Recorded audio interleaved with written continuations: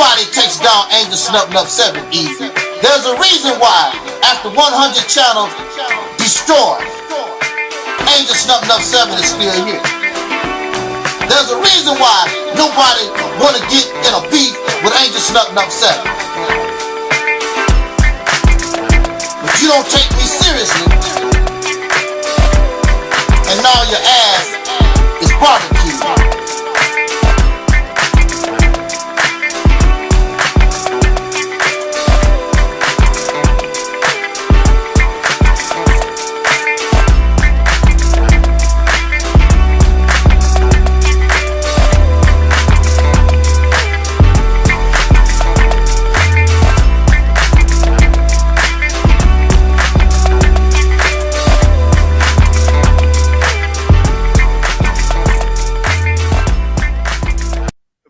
Hey, man, you won me over, Snuff Nup.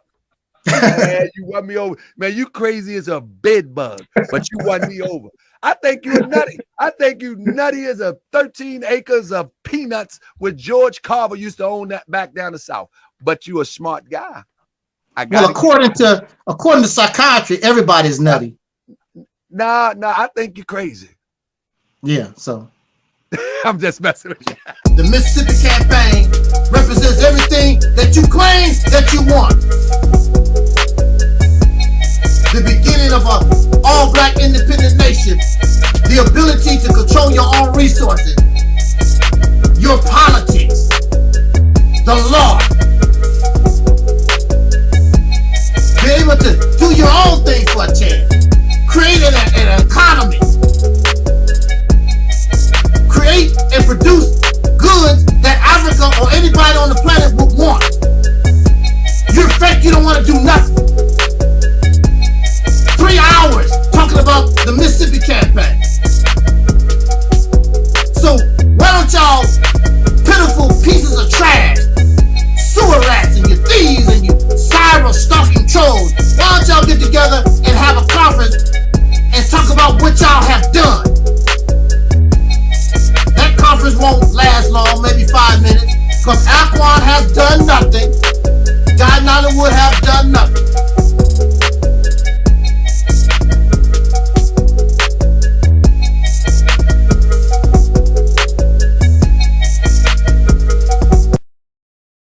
People all over the world.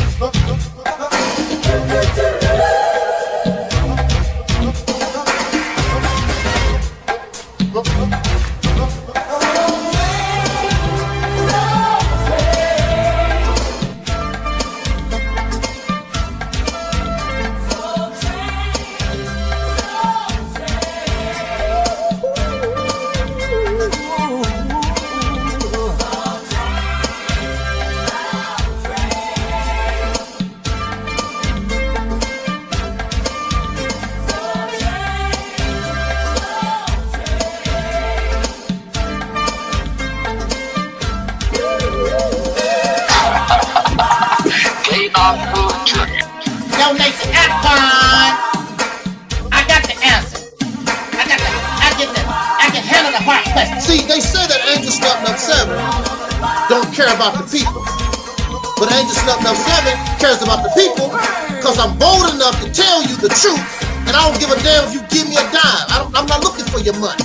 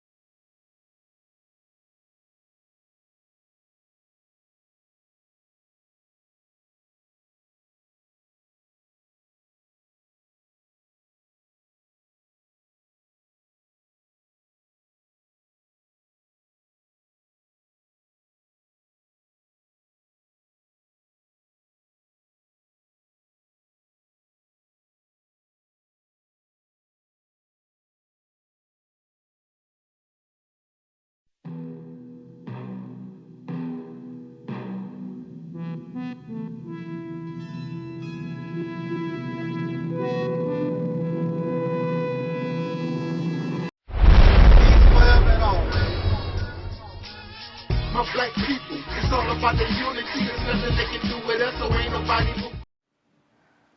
We are in a state of emergency. Prejudice. Wrote a song about it? Like to hear it? Here it go. Free your mind.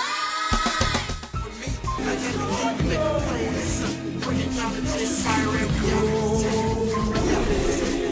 My black people, it's all about the unity. There's nothing they can do with us, so ain't nobody move with me.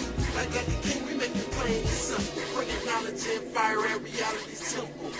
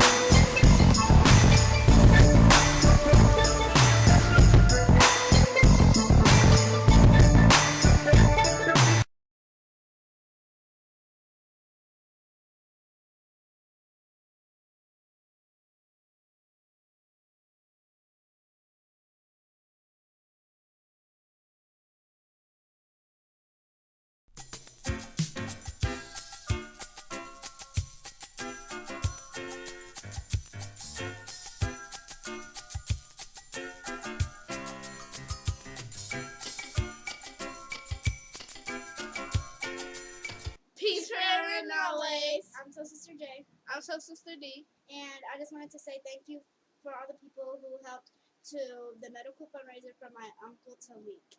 And it has meant so much to us that you would help, because without you guys, his life would not be possible and we would not be with him today right now. And I just wanted to say, for all of you that helped and that donated, I would really like to give a big thanks. And I hope that I can meet you one day and say thank you in person. I love you guys. And bye. Bye. Peace forever and always.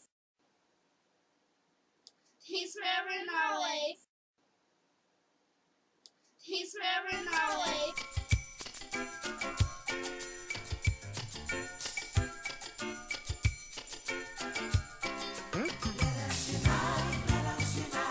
Everybody join.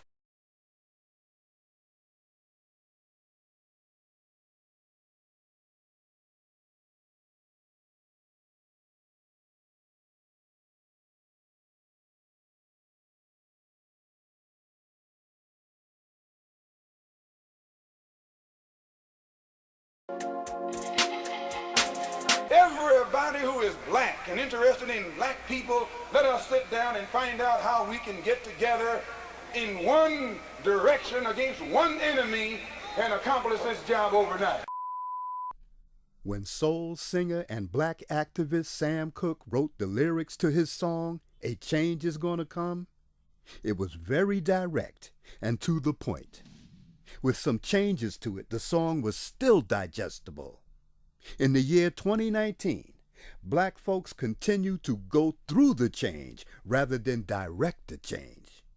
A community activist named Taalik Ibn'rad has made an appeal similar to what Sam Cooke was asking for.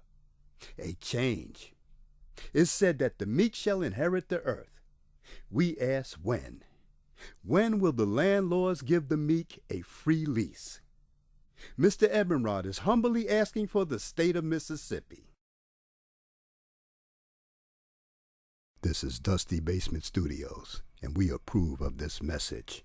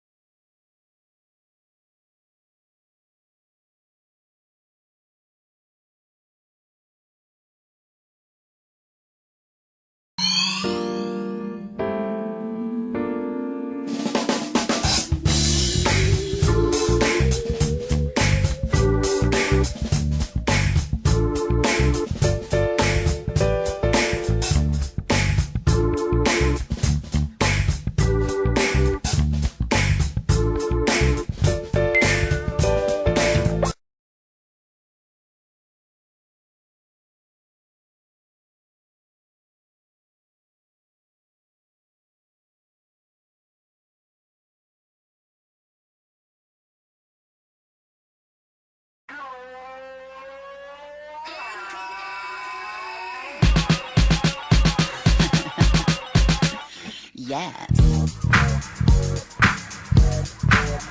I want that. Oh, I need that. Gots to have that. It's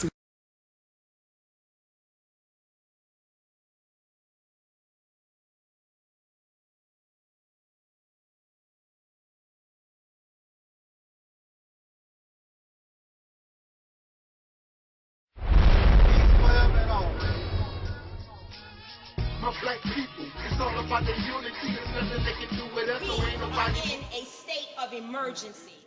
Prejudice. Wrote a song about it? Like to hear it? Here it go. Free your mind.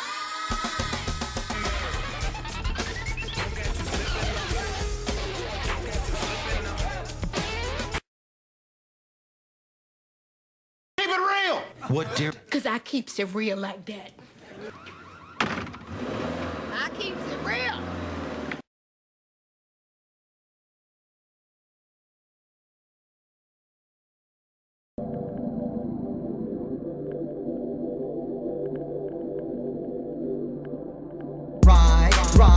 Ride, let's get this party started. Ride, let's get this party started. Quickly, let's get this party started. Quickly, let's get this party started. Ride, let's get this party started. Ride, let's get this party started. Quickly, let's get this party started. Quickly, let's get this party started. Ride, let's get this party started. Ride, let's get this party started. Quickly, let's get this party started. Quickly, let's get this party started. Ride, let's get this party started. Ride, let's get this party started. Quickly, let's get this party started. Quickly, let's get this party started. Ride, let's get this party started. Ride, let's get this party started. Quickly.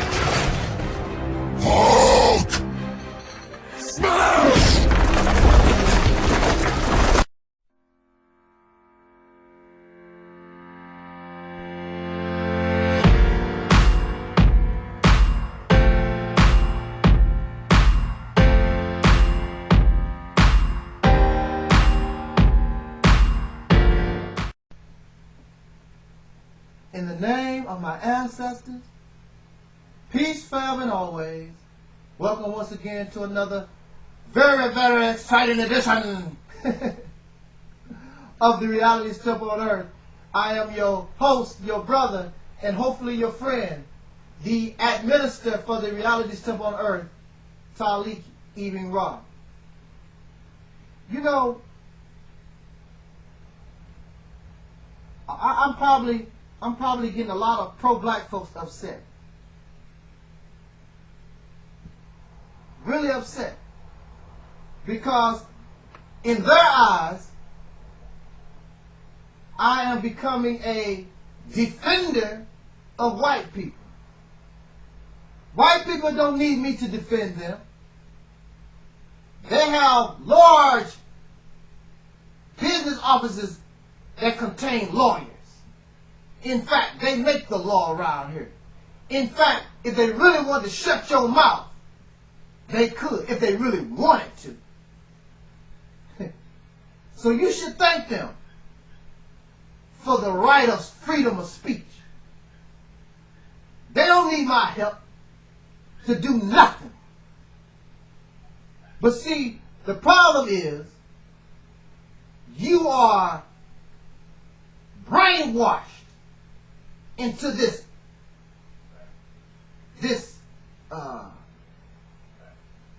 tunnel vision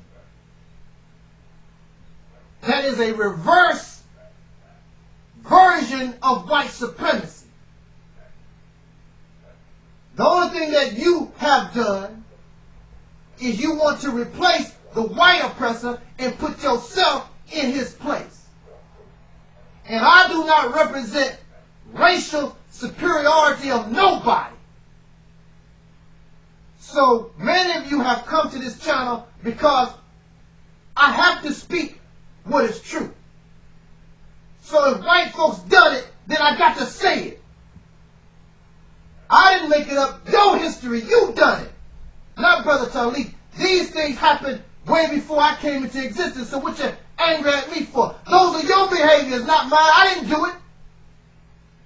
I didn't say it. You done it. So what the hell you gonna get angry at me for? So many pro-black folks come to this channel. Yeah, tell them, brother. Tell them, brother. But it's our turn.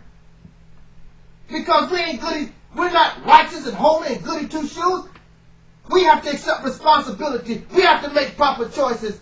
If we, you know, you have to accept your own also. It's as simple as that. One of the things that have been taught in some of these fairy tale fictional pro-black teachings is that they claim and they say that the white man is naturally evil. Now, back in the day when I was a child, when I was immature, I didn't know no better. I did not think for myself. I did not question because I didn't like white people, and anybody that said something bad about white people, I was happy to accept what they had to talk about. Just like y'all do. Because you're upset, and you've been taught or conditioned to have this hatred for Caucasian people. But see, I represent justice and being fair. And I'm going to be fair to all no matter what race they are. And if you are a fair and just person, you claim that's what your God represents. And what you represent, you so peaceful and you represent what is fair and what is good, then give everybody justice. Even a murderer is supposed to be given a fair trial. And he's supposed to be given justice no matter what we say. We must prove our allegations that he committed a murder.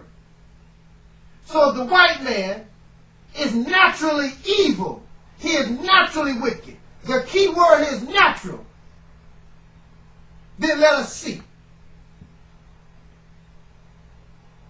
It is natural for us to breathe air. All of us. Any human being that refuses to use his lungs to breathe in this atmosphere will die. It is natural to all of us. It is natural for us to have hair on our bodies. In some cases, some of us don't have any hair. That's unnatural. Natural is that which is common to all, a common trait. So when you say that the white man is the devil and he is naturally evil, that's a common trait. Over 90-some% should practice and behave in that manner. So that's what I'm going to try to answer. Is the white man naturally evil and wicked? Let us see. It is natural for dogs to smell each other's butts. That's how they communicate. It is natural for snakes to try to find warm places because snakes are cold-blooded. They need heat, an outside heat source to warm them up. That's natural. If you look at the animals, that's natural to all of them. You don't see something outside of that. That's what's natural. So if the white man is naturally evil and wicked, then if you know your history, then you tell me why a certain group of them, if it is natural, matter of fact, a big percentage of them did not participate in the slave trade. Now, white people were behind, in America, the commercial slave trade. But if you know your history, you claim that you know your history, then you can't say it's natural and all, because all did not participate.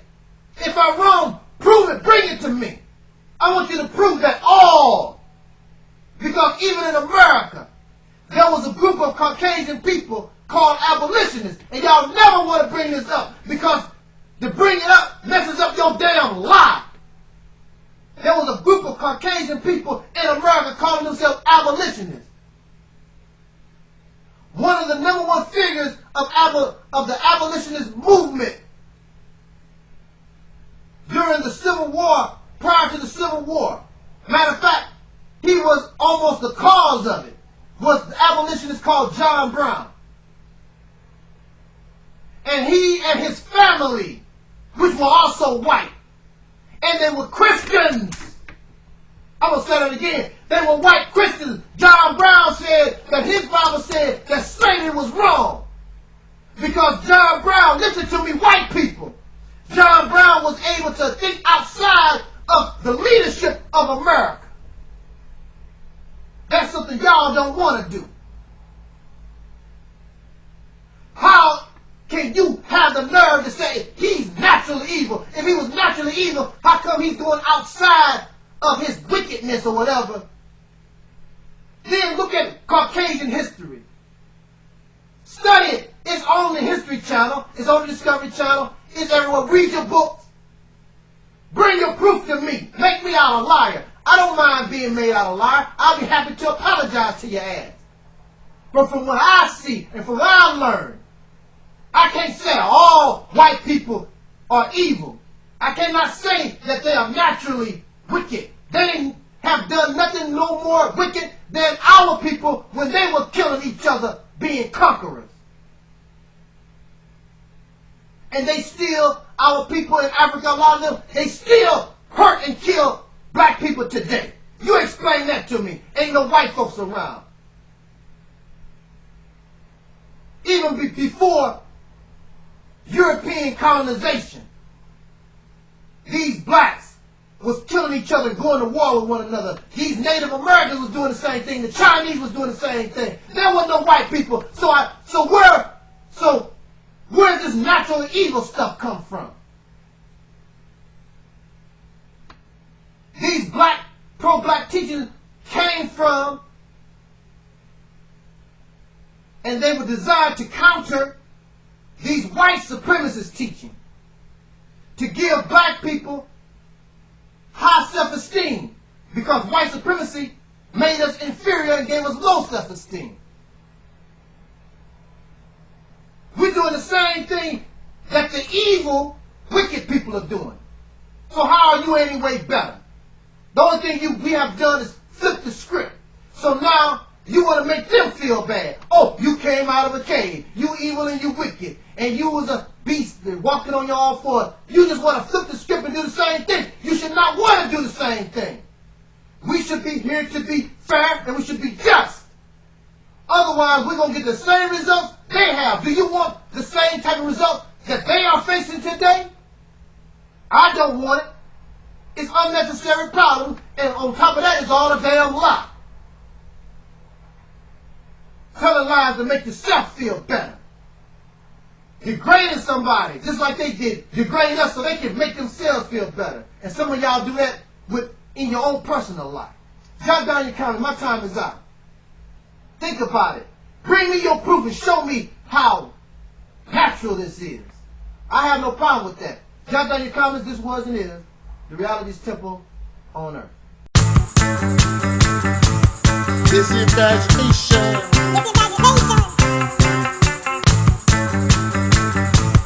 This is imagination.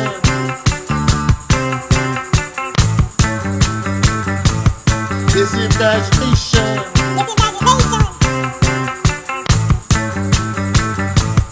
This is imagination. Well. Operation Exodus Mississippi campaign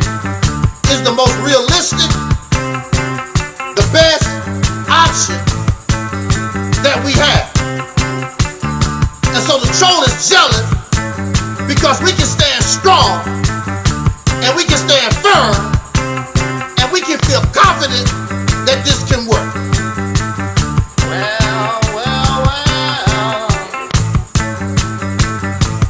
This imagination.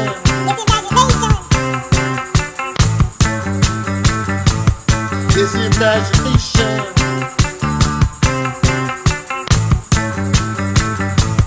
This imagination.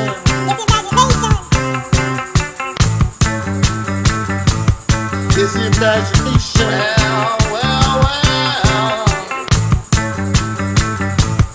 This imagination.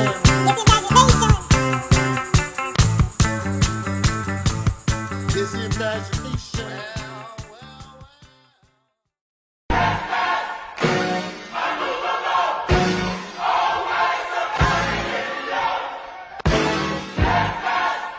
I wanna talk to you. I wanna talk to you. Just wait.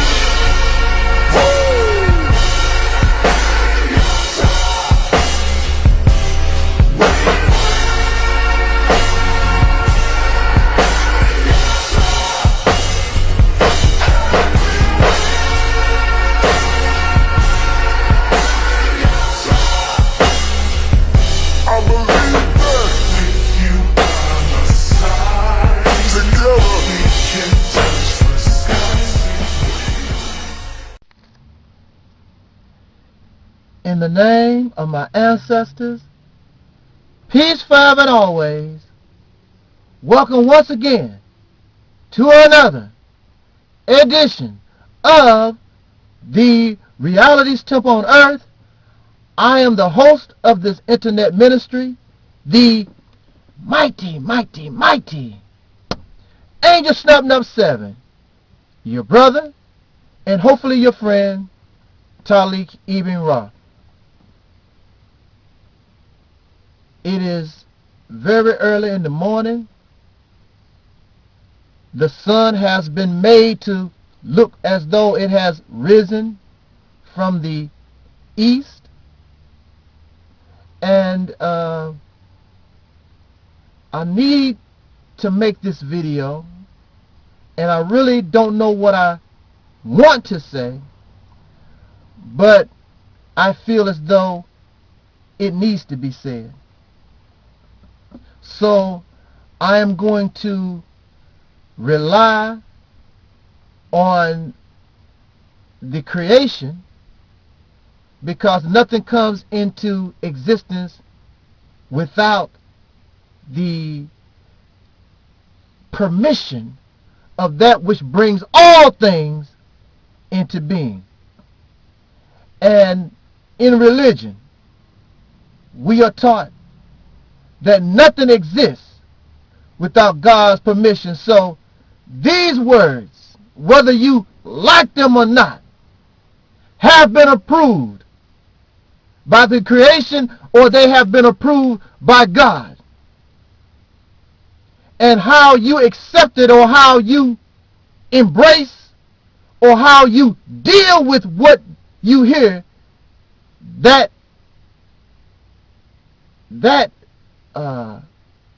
is something that you have to deal with. Just like I had to deal with it.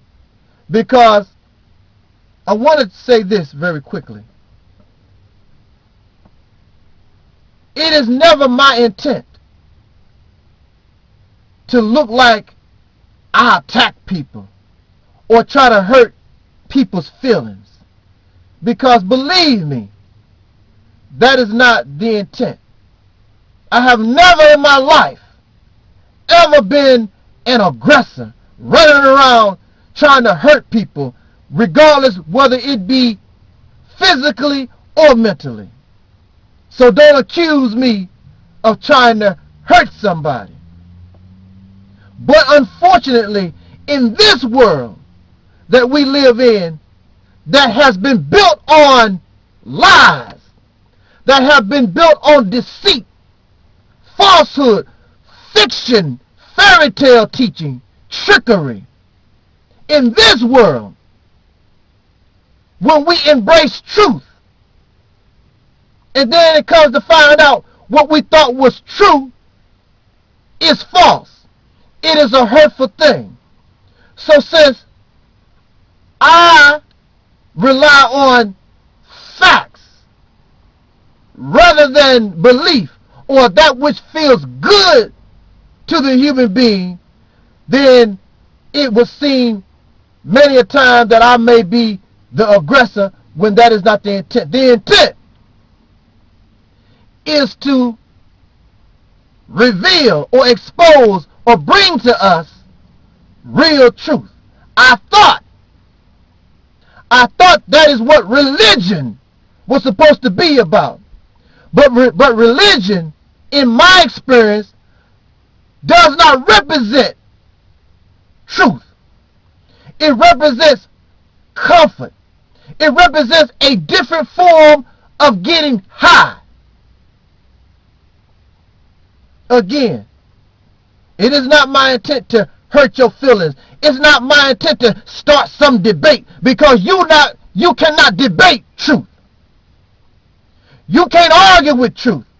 That's why many of you get angry and you get sensitive, because what you call truth is not truth. So when your belief comes up against the truth, the only thing you can do is get upset and angry and start talking about people like a child, because you don't have truth. You have been tricked. You have been lied to. You have been conditioned to embrace lies. It is sad. I thought that religion was supposed to be about the truth. That's all I hear coming out of the mosque. That's all that I hear coming out of the synagogue. Oh, we for the truth. Oh, the truth this and the truth that. But when you bring it, and there's no doubt about it, you can't handle it because it's outside of your religious belief system. So if it don't fit in the criteria, into the boundaries of what you believe, then it's not true. And I'm telling you today, that concept is not true. Because with truth, real truth, there's no need for belief. You don't have to believe in the truth. I'm going to tell you the truth right now. I'm speaking to you on YouTube. Now, it could change. Somebody could post this video somewhere else. But the original post of this video is on YouTube, and that's the truth. I want somebody to debate me on that issue. See, that's the truth.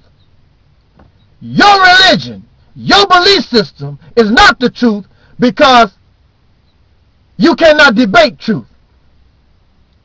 That's your reality. I'm talking to you on YouTube. That's reality. Now, you can be silly and talk about, well, maybe this is another dimension. How do you know we're not really space aliens and all that nonsense? Our reality tells you that I'm speaking to you over a medium called YouTube. You're watching a video. That's the truth. That's the way your religion is supposed to be. There's no argument. There's no debate. So when people deny the truth, they are really actually denying their reality, and that's what you have done in religion. You have decided to deny your reality for this thing that has made you comfortable. So are you standing for truth, or are you simply found something to make you comfortable? Which one is it? So if you're just being comfortable, don't come to me or anybody talk about, oh, this is the truth, and the truth this. And you don't stand for no truth. You're a liar. Just tell them, this what makes me comfortable. Because if you stand on the truth, then you will be challenged. And those who challenge you, they will leave you alone when they come against real truth. Because they don't want to accept their reality either. But when you don't accept your reality and they don't accept their reality, there y'all go, arguing and debating, because you can debate and argue over belief all day long, all night long, but you cannot debate and argue with the truth. Because like somebody always told me, it is what it is.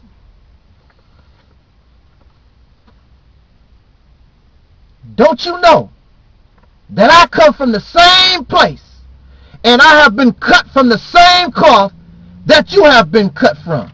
No different. When I was a child, I was raised in the Baptist church. Jesus this and Jesus that. My heart was loyal to that which I was taught. And I believed that to my soul. Lord knows, as a child, I used to hear that old Baptist minister on the pulpit. Lord knows I didn't want to go to hell. And as a child, I decided I'm going to do everything that I can so I don't go to hell, so that I can please my Father, thou art in heaven. But then I was introduced to the teachings of the Honorable Elijah Muhammad.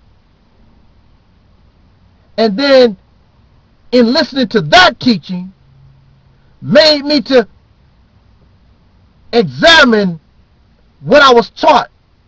And I found these flaws and these errors.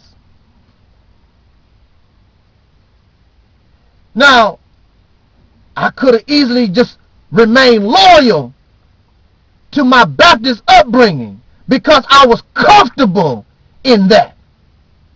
I was comfortable in what I thought was truth, like y'all do. Or I can be true to my word, that I am searching for the truth. So when I was introduced to Islam, I found that these teachings had more truth than what I was originally taught. Not that being a Baptist is bad. Not being a Baptist is something that's terrible, because it guided me in a moral direction. But at the same time, it was not pure truth. There was something in error. So instead of being comfortable, I decided to come out of my comfort zone and convert to something that was more pure. And that's what it's about. Finding purity in your truth. Again, we live in a society, we live in an environment all over this planet. People have been lied to, they have been deceived, they have been misguided. All the way into your religion. In fact, your religion has been used to help deceive you, help manipulate you. It is not the intent to hurt your feelings. But I want to tell you, and I want to ask you, do you stand for truth? Or are you just looking for something to comfort you? And if you're looking for something to comfort you, people of religion, Muslim, Christian, whatever the choice of your religion, then you're no better than a dope fiend. You're no better than an alcoholic, because that's what they do. But then every Sunday, every Wednesday, whenever y'all have y'all religious meetings, you want to talk about how bad, how trifling, how sinful the dope fiend is, the sex addict, the alcoholic, and all these people. You want to talk about them like a dog, and you ain't no better. You ain't no better, because when you become a sex fiend, when you become an alcoholic or a dope fiend, you're doing these things because that activity makes you comfortable. It brings you pleasure. You're no different. You're no different. Because what you do is you go to the mosque, you go to the synagogue, you go to the church, and every Sunday or whenever you have these meetings, you hoop and holler, praise Allah, Allahu Akbar, praise Jesus, or whatever, and you get to hooping and hollering. Some of y'all, you get the drums, get to beating the drums, playing the guitar, you're doing all these different things, so you can get your high. The same high you used to get when you used to get drunk in the streets, in the bars, in the alleyways. The same high you used to get when you get drunk, doing your drugs, looking for sexual gratification. The same type of high, except now the high is more mental than it was physical. You don't have to actually take a bottle and put it up to your mouth. You don't have to take a needle and shoot it in your arm. It's a different kind of high. You're not looking for truth. You're looking for a comfort zone. That's what you're looking for. So don't talk about, I'm for the truth and I'm this. No, you are a liar. You're looking for something just to make you comfortable. Because just like in that old movie, you can't handle the truth. Hold on a second. We going on, slide on to the next video. Hold on with me. Hold on.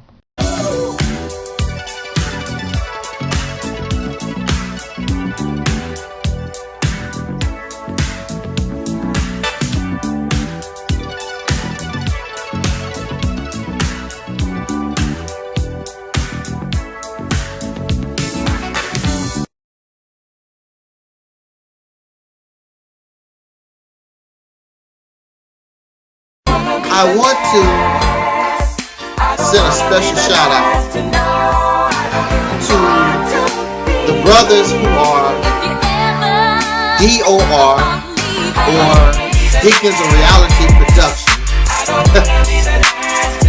I must say, your work and the quality of your work is incredible. You are definitely very valuable piece of this machinery that we call the Reality's Temple on Earth Internet Ministry.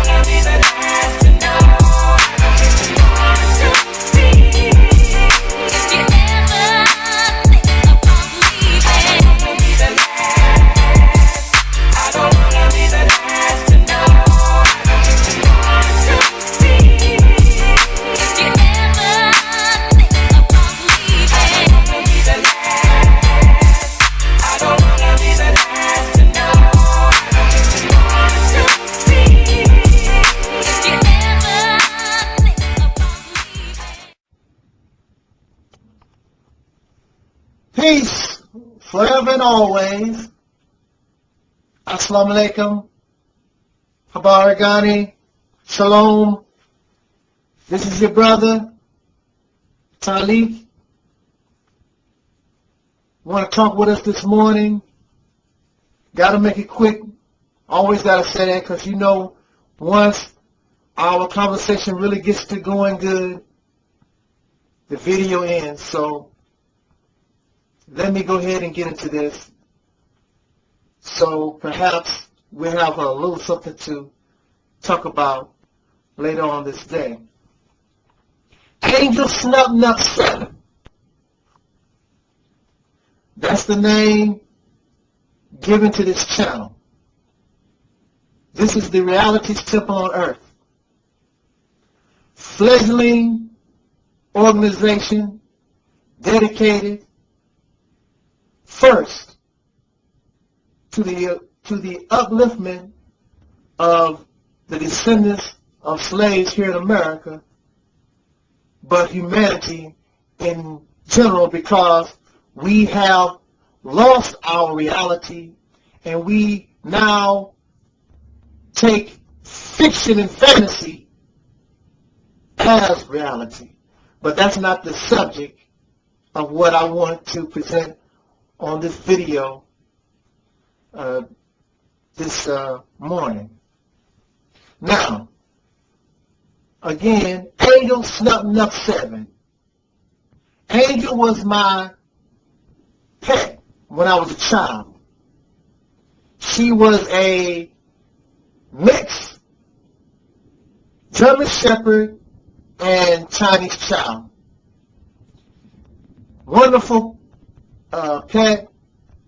She was my best friend, and the Snub Nut was my pet name for my pet, which was Snub Nut. 7 is my favorite number, so I put it all together. Angel Snub Nut 7. Now the subject of this video is pets, and a pet is a wonderful, because as a child, that pet basically was my only real friend. If nobody else was there for me, Angel was there. Angel could not communicate with me like another human being, but I knew that she was on my side, and no matter what happened, she was my sincere, trustworthy, and wonderful friend.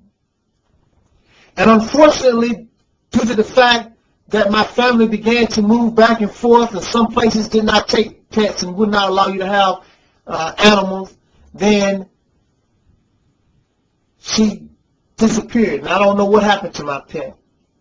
So, but as long as I live, I will always have a place in my heart for my pet. So I know how you feel about your pet. But then again, let me tell you something.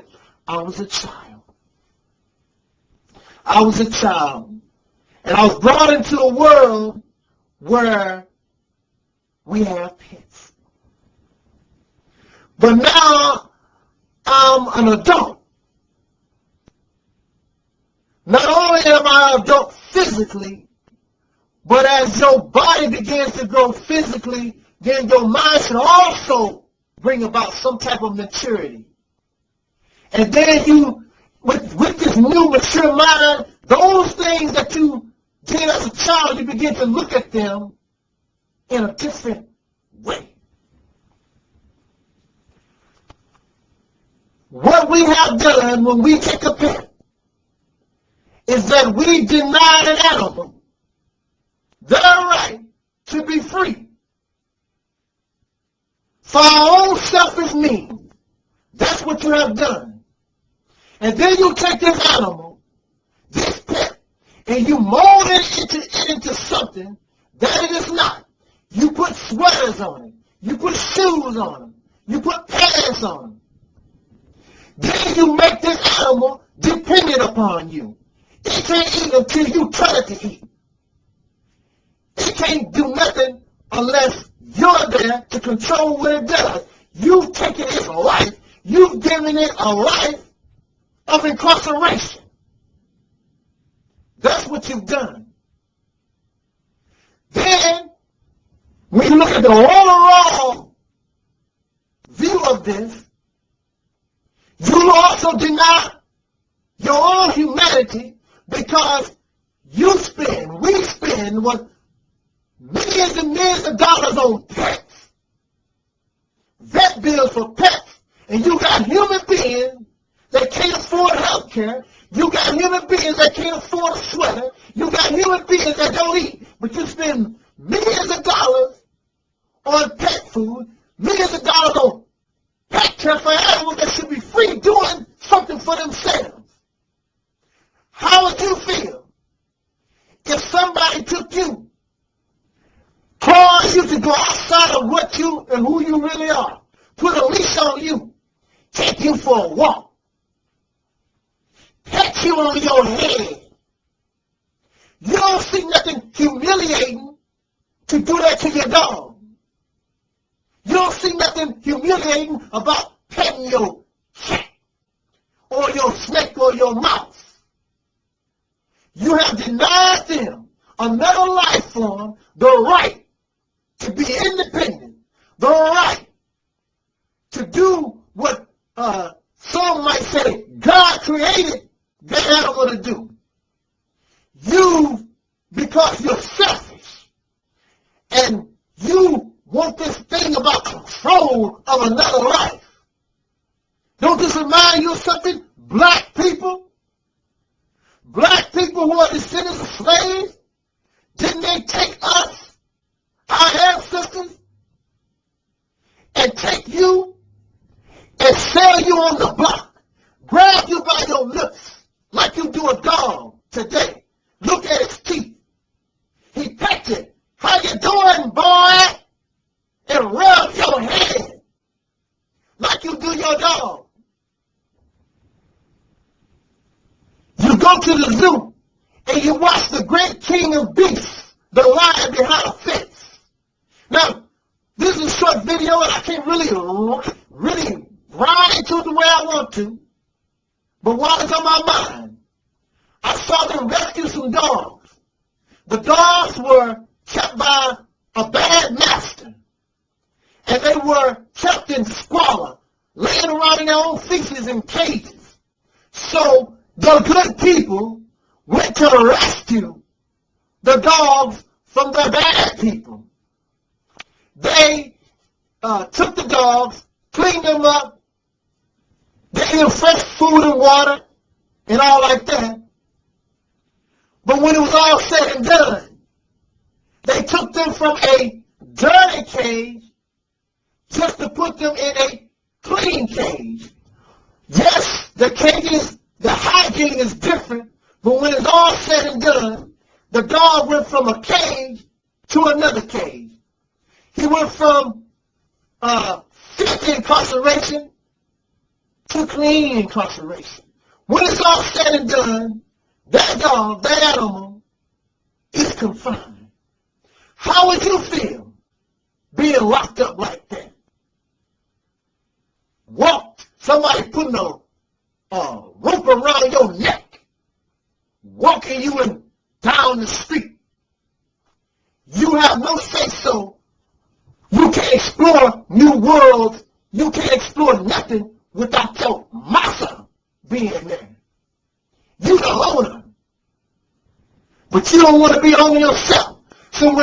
So why do you get upset when other human beings want to own other human beings when you have this system of pettiness, owning pets, denying another life form their freedom?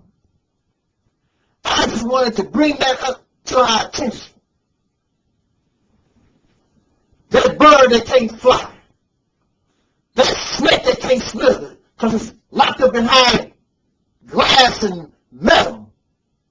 Let's think about it. Bring your opinion. Talk to me. Let your pet go. Let's not continue this.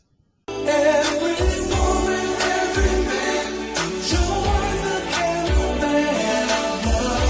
Stand up, stand up, stand up. Everybody take a stand. Join the caravan of love. I'm your brother. I'm your brother. Don't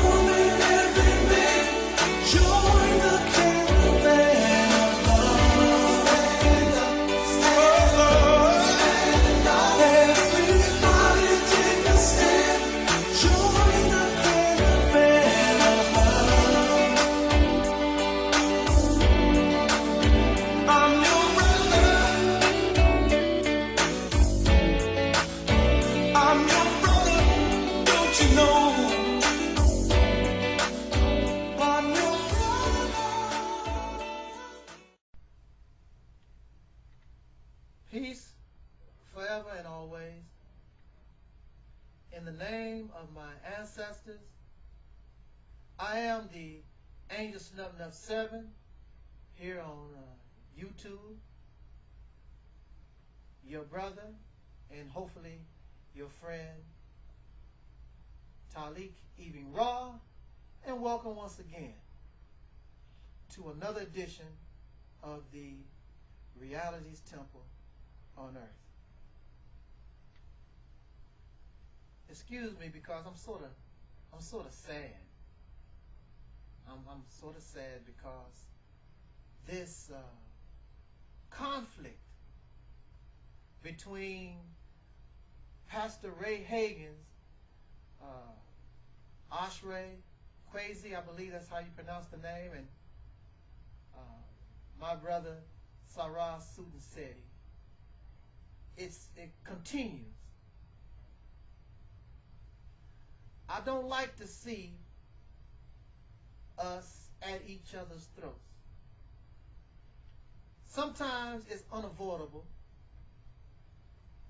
but just like all families, I mean, just like myself, my brother, my physical flesh brother,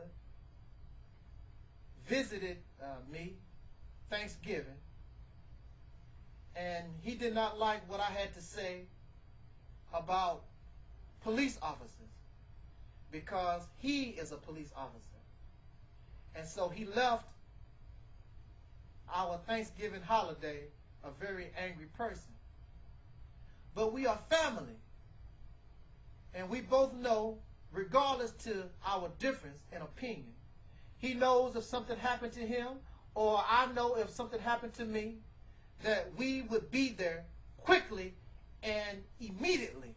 We are family, and this is all we have. So it saddens me and it hurts me to the core that we have very few strong black men in black power. We have very few black men in black liberation, that we have this dispute among us. I would say I wanted to respond to Brother Seti's video, but he has it where you cannot place a video response, of which makes me, I mean, that's questionable in itself. Why aren't you allowing video responses? You know, we should always be able to have an opportunity to talk to one another. My time is going to run out, so let me try to get straight to the point I want to make. Pastor Ray Hagens comes, or I knew him from being here in St. Louis. I'm living here in the St. Louis, Missouri area. Pastor Ray Hagen, the African village, is in St. Louis, Missouri. I have spoken to Pastor Ray Hagens. I have been to his church, his temple. In fact, my thinking is really formulated about a lot of the things that I heard from Pastor Ray Hagens. If it was not for Pastor Ray Hagens, I would not be who I am right now. And some of y'all might say, that's why I don't like the dude. See what he did to you? He messed you up. Y'all something else. Come on. Now, in this video, Pastor Ray Hagens he's called an agent. Could be true. It might not be true. But let us look at something. They found this information on Facebook. That in itself, I mean, come on now. So you mean to tell me they're going to make this information that easy by saying that shows that Pastor Hagen is in some way affiliated and a secret agent on Facebook? Come on now. That's questionable in itself. Now, they say that the FBI or some agents gave him his religious doctrine in order to teach the people. If the FBI, the CIA, or any of these people were very smart, why didn't they keep Ray Hagen just teaching Christianity? Christianity is more acceptable to our people than anything of a comedic nature. Isn't that right? Why would secret agents want Pastor Hagen to teach a teaching that most of us will reject? That don't make no sense. You want people to embrace it, not reject it. Come on now. We need to, just because you don't like somebody, we're trying to find anything to hurt each other. We should give ourselves the benefit of a doubt when it is factual, when it is clear. If that's the case, because Pastor Hagen has a Caucasian friend in law enforcement, then I'm a secret agent.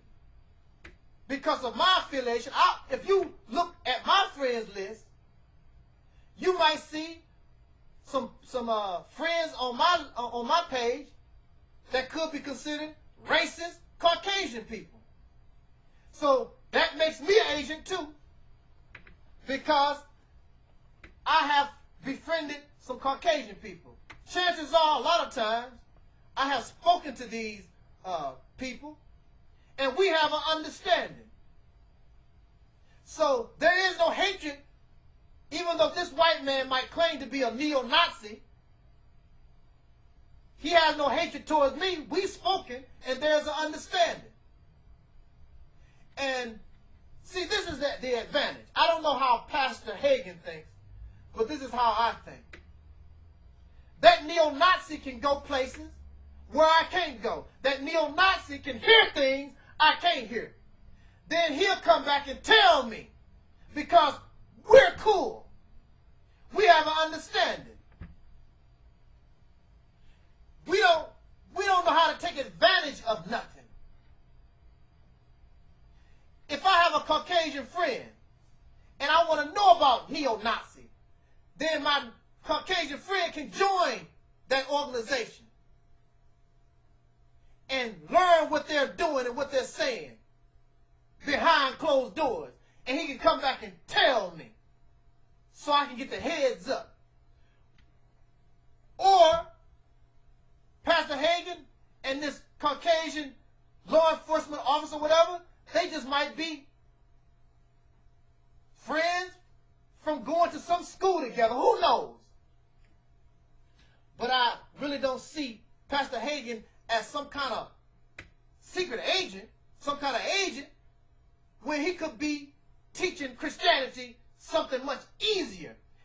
Like I say, if the government is backing up Pastor Hagen, then you tell me, why is he so poor? Pastor Hagen is so poor in St. Louis that he had to cancel his radio broadcast because the people was not supporting him. He had to go in his own pockets, find his own money to support his radio broadcast because he wasn't getting any support from the St. Louis community or those who are under his voice. If he was funded by the government, if he was a secret agent, how come he don't have no damn money?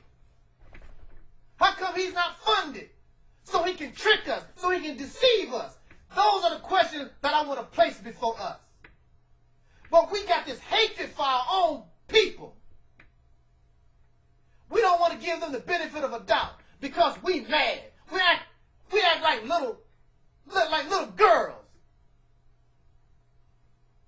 Well, Pastor Hagen called the police on us.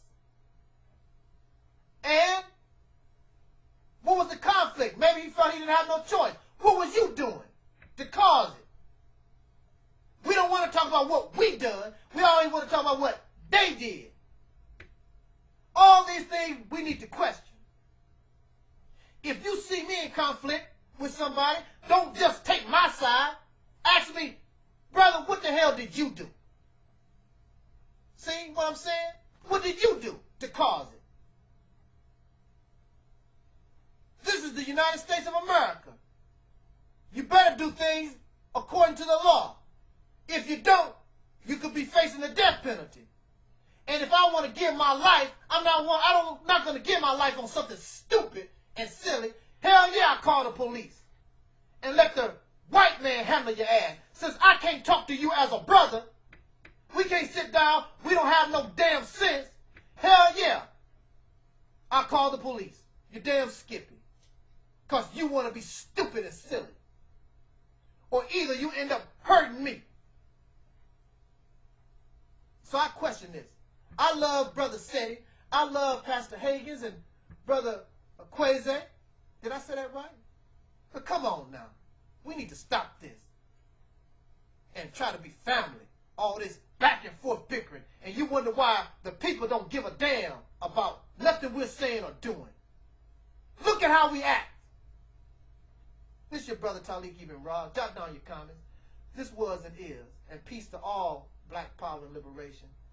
This was and is the Reality's Temple on earth.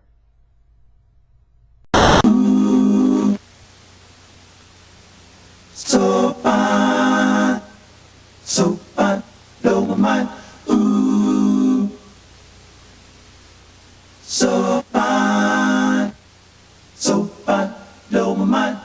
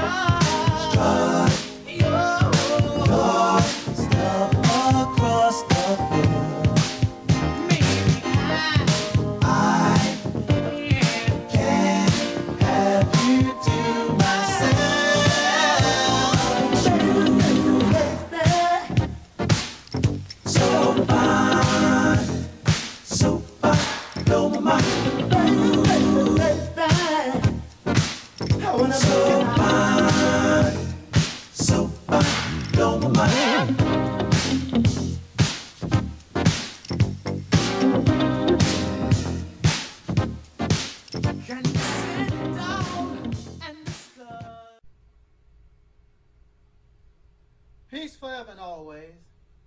This is your brother Taalik Ibn'rad, and welcome once again to another edition of the Reality's Temple on Earth. I am the Angel Snub 7, your brother and hopefully your friend Taalik Ibn'rad. I just wanted to offer my response to this question about the extermination of white people and to clarify my position on this issue or subject matter. I first would like to say, in revolution, according to past history, we have been unable to have revolution or rebellion of the people without bloodshed. So perhaps sometimes this is something that cannot be avoided. But in the meantime, I would hope that we would think a bit more clearer. I would think that we would be more wiser. And in these things, I want to offer us these questions. Exterminate the white people. Kill the white people. That's what I hear. That's what some people send me as an email, that I don't understand that the white man must be exterminated. That will solve the world's problems. Now listen to these points I make before you come up with that conclusion. These must be dealt with before you begin your insane death march to exterminate this Caucasian people. First of all, white is just a color. The color didn't do nothing to us. Caucasian color did not enslave. Caucasian color had nothing to do with any of these evils. It's just the color of a person, a shade of their skin. Either we have pigment in our skin or we don't. The main thing that you must take in consideration here is the mentality that encompass, or that some or a vast majority of Caucasian people have. It's the mentality that has caused or wreaked havoc upon darker people or this planet itself. That's something that you must have to deal with, because in many situations around the earth, there are no Caucasian people. Just like a brother said, in our neighborhoods, there are no Caucasian people in our neighborhoods. But we murder each other as black people. There are no Caucasians, and we steal from one another. There are no Caucasians, but a black man will rape a black woman. Where is the Caucasian involved? It is not skin color. So you can exterminate all the white people, but if that mentality is not destroyed, the only thing you did was set aside a color or a race of a people carrying that type of mentality, but you have still will lose because that mentality is still within us. Now, you want to kill the white people, exterminate the white people. You only want black people involved, but you don't have the support of black people. We are divided. He is over there, she is over there. We have no army. You have no money to support your army. You do not have the support of black people in America or around the world. You have no allies. There is no African nation that's going to back you up. There is no foreign nation that's going to back you up in your attempt. You have not the proper armaments, the proper tanks, the proper bombs, the proper tools needed in order to carry out this plan of extermination. And what is so sad, many of you who claim that you want to exterminate black people and you call people cowards. I don't see any videos. This is your attitude. But I don't see any videos praising the young Nigerian young black man that attempted to blow up the airplane. None of you, even though that's what you said, that you want to commit or exterminate the white people. Here's a young black man that was going to take down a whole plane of them. You don't praise him, you don't honor him, because you talk about somebody being a coward, but you won't say that outright. You might say it in your mind because you don't want that type of attention brought to you, because really you're a coward yourself. Anybody can say anything. That young Nigerian might not have only said it, but he took action upon it. You really don't want no part of this. Then you are insane in your thinking.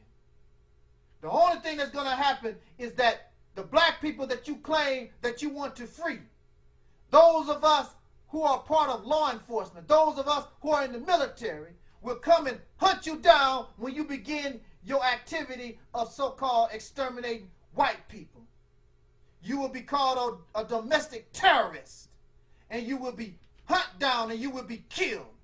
Then you will either be taken to the morgue, or you will be given life without parole, or you will sit on death row for years. And you will not be seen as a hero. You will be seen as an insane criminal running around killing white people. You know why you will be seen not as a hero? Because in this world, you don't want to admit, but there are Caucasian people, there are white people who had nothing to do with slavery, that do not practice discrimination or evil against darker people. But you in your rage, you want to be just like them, because they don't give a damn what black man they killed or oppressed. They were just running around lynching a black man for the hell of it. And that's your mentality. So you won't be seen as a hero, because you will be seen as the killer of innocence. Like I said, whether you like it or not, there are Caucasian people, there are white people, and you show me any proof that they had anything to do with the oppression of black people. There is a minority that have always stood against slavery, that have always stood against segregation and the oppression of black people in America. And you just went around and exterminate the white people, just like they decided to oppress all of us. So your attitude is no better than theirs. Then, let's say for instance, if you do for some reason, exterminate the white people, then what are you going to do? What type of world do you plan on building? What do you want to do? Turn everybody into Muslims? Do you want to turn everybody into Egyptians?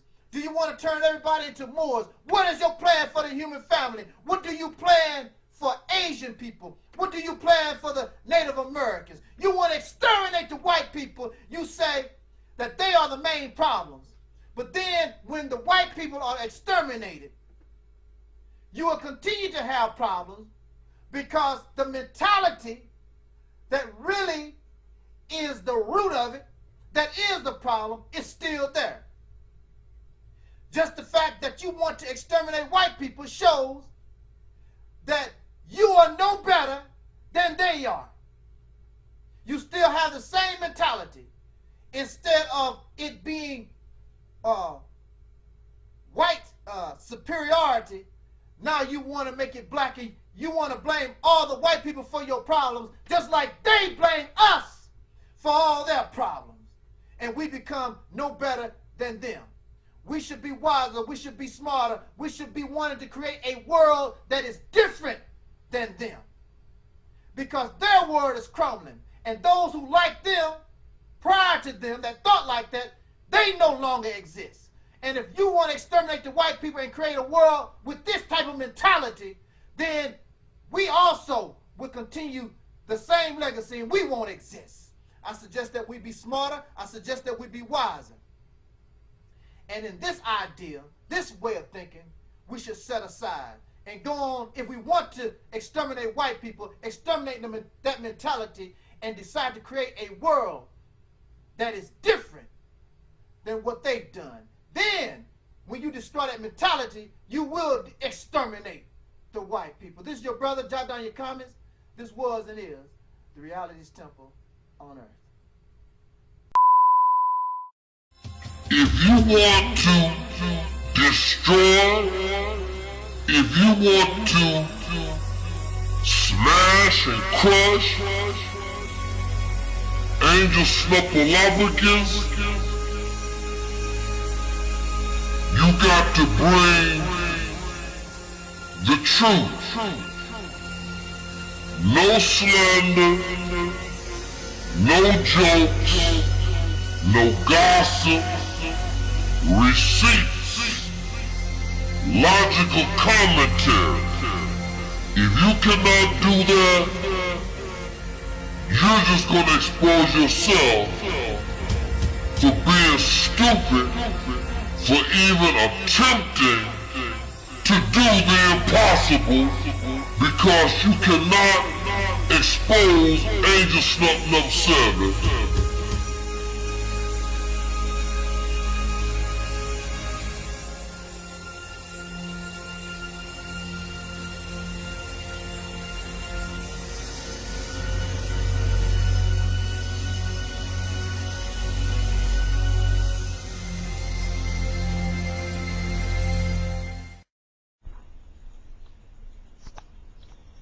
In the name of my ancestors, peace forever and always, I am the Angel Snuff 7 on YouTube, and welcome once again to another edition of the Reality's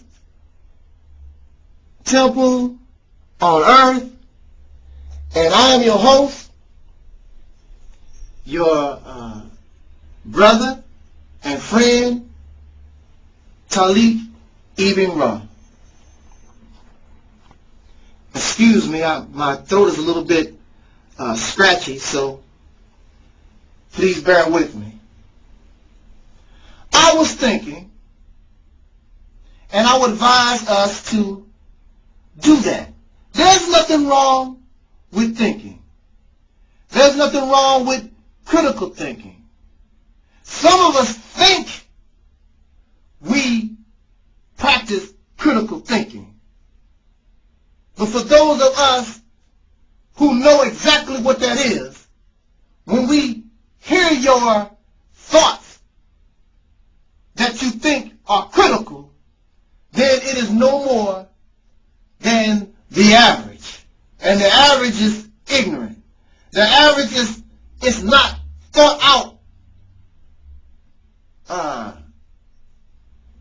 It's not examined properly. It's not held under a microscope. It's not detailed. Do you understand what I'm trying to say to us? But since we think that we think critical, then we are so happy and we become arrogant. See what I know? See what I know? And you really don't know nothing. You are just filled with emotion, and you become grandiose. No more, no less. But I want to say this very quickly before my time runs out. I was thinking and becoming a little analytical about the thing we know of as racism. And do you know? And I was just pondering about diseases. I was pondering about natural disasters. I was pondering about wars. And I could be incorrect, but it seems as though racism has become the greatest plague of humanity than anything, than any volcano, than any earthquake, than any plague by some virus, any type of natural disaster, because this mental illness, this disease, this mental disaster has caused humanity to hate itself just based on a skin color. Now some of y'all will quickly say, especially during the early 80s, when you had in the news almost every day talk about the Crips and the Bloods, and you said that it is wrong for another man to kill another man just based on the color of his clothes. And in schools, they had to change the attire of the children because some of the children wanted to be affiliated with the Blood, so they would wear red, or they wanted to be affiliated with the Crip gang, so they would wear blue. And you say that it is wrong and wacky to kill another person over color, but we do it every day. We hate people because of color. Well, you said, well, the white man did this and the white man did that. Well, that's the same thing that the Crip and the Blood say. Hey, that Blood killed my homie. That Crip killed my homie. That Crip or that Blood did this. That Crip or that homie done that. So that justifies me. And I know who they are because they're not wearing my colors. I saw this homie was murdered by somebody wearing red. So anything that I see of red, I'm going to go out and kill. Because they killed one of mine. And so, it is like made of us. We do the same thing. As soon as we see a white person, oh, I can't stand them. Look what they done. They done this and they done that. That devil, that cracker, that demon, and all like that. Automatically based on color. And then, now, we got to give credit where it's due. Caucasian people, or the white man, started this color thing. There's no doubt about it. But we as black people, we become a victim of this. Because now we are just as sick. Just like he made us inferior because he wanted to make himself superior based on the color of skin. Now we've done the same thing. We want to build a new world based on a color. We always talking about a color. You don't recognize it. We don't understand it. We don't realize how sick we become because we've been under sickness. And when you are around a person that is sick, and this is sad because this is not sick by a virus, this is not sick like some kind of disease, this is a mental illness that's not supposed to be contagious. This is the first mental so-called illness that has become contagious, and we spread it to our children, and we spread it to other people. And when we walk down the street, instead of believing or saying, look, there go a human being, he's brown. There go a human being, he's black. There go a human being, he's white. We look at color and class and race, and we have stereotypes and these things in our mind, just like the Crips and the Blood gang, which are outlaws, which nobody likes a gang, because gangs kill innocent people, and they are involved in illegal activity. It's all based on color. It's all based on a sign, and we do the same thing. You're not wearing a bow tie. You're not saying a bean pie. You're not saying hotep. You're not saying assalamu alaikum. Habari the garden. You don't have my signs. Then you must be with you must support the other side. If you're not wearing red, and I'm a blood, and you're in my territory, you must support the Crips. So I gotta go down on you, boy. Don't y'all see how sick we become? Because we've been around sickness. Racism is the worst thing that has happened to humanity. It is worse than the bubonic plague. It is worse than any volcano eruption or earthquake. Because this mental illness, not only is it contagious to us who are living now, we pass it on down to our children. And our children really don't know what's happening. They don't understand how it got that way. The Bloods and the Crips kill one another. And really don't know how all of it really started. And why they should be doing that. Because there's no benefit. Where's the benefit? Whew! I don't understand. And even myself, we got to get out of that mind. We got to escape what racism has done. Black people can't be racist, but we are victims of the racists, and we become sick like those who are oppressed us. And this is a problem. That's one of the reasons why we are divided, because some of us believe the other blacks are working with the Bloods, and y'all just so happen to be Crips. And it's very difficult, as you know, to get the Bloods and the Crips together. But even they tried.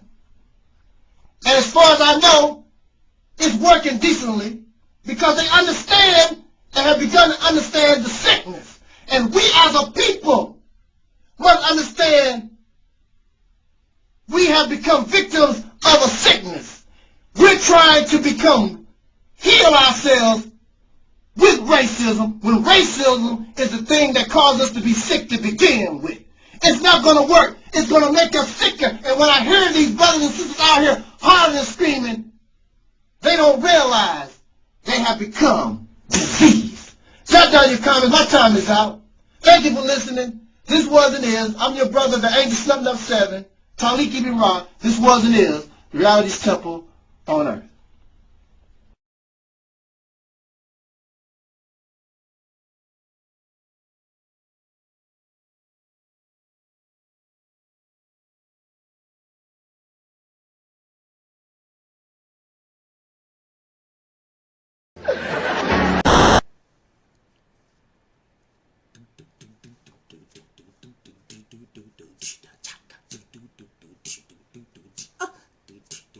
She was more like a beauty queen from the scene. I say no matter, but do you mean I am the one? Go and dance on the floor in a round. She says I am the one. I'm gonna dance on the floor and around. She told me her name was Billie Jean. As she crossed the scene, she said I had her as she dreamed being the one. I'm gonna dance on the floor and around, baby. People always told me, be careful what they do. Don't go around breaking young girls' hearts. And mother always told me, be careful with your love. Be careful what you do. When your love become the truth. Hey, I feel it, Jean. It's not my love. She's just a girl who claims that I am the one. But the kid is not my son. She says I am the one who knows. But the kid is not my son.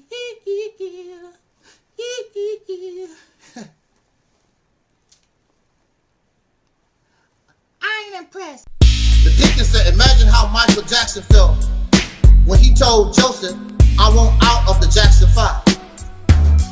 Michael wanted his freedom. Ever since he was a little boy, he was under the yoke of a dictator.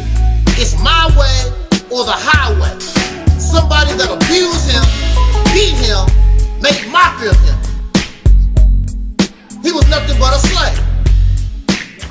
Michael Jackson was a slave.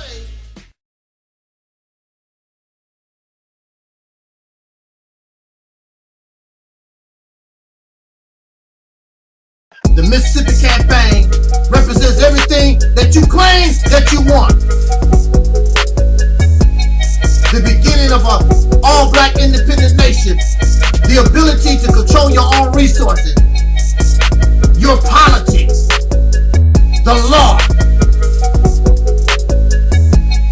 Be able to do your own thing for a chance. Create an economy. Create and produce goods that Africa or anybody on the planet would want. You're fake, you don't want to do nothing. 3 hours talking about the Mississippi campaign. So why don't y'all pitiful pieces of trash, sewer rats and you thieves and you cyber stalking trolls, why don't y'all get together and have a conference and talk about what y'all have done? That conference won't last long, maybe 5 minutes, because Aquan has done nothing. Nollywood have done nothing.